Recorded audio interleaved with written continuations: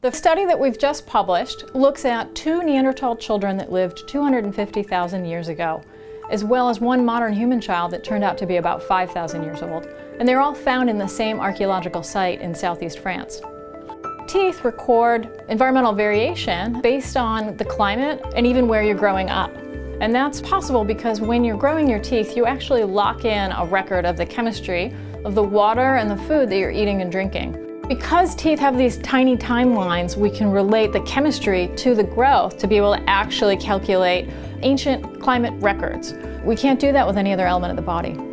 So the first result that was really exciting was that we were able to find on a weekly scale variation and actually identify when the summer was, when the winter was, how long a season lasted, and then we were able to relate that variation to the individual's growth.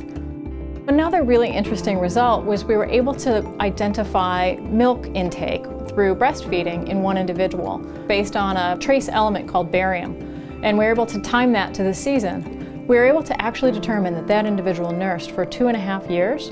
Traditional modern humans living in hunter-gatherer environments also tend to nurse their children for about 2.5 years. So this is something we may share in common with Neanderthals. Another surprising outcome was that we found in both of the 250,000-year-old Neanderthal children that they were both exposed to lead during their childhoods, and this happened to both individuals at least twice. So this was really interesting and has never been documented before prehistory that we would have lead exposure during the lifetimes of children. And we think that that must have come from natural deposits in the area. We think the Neanderthals somehow were going into an underground environment, or they were eating contaminated food that was incorporated into their growing bones and teeth.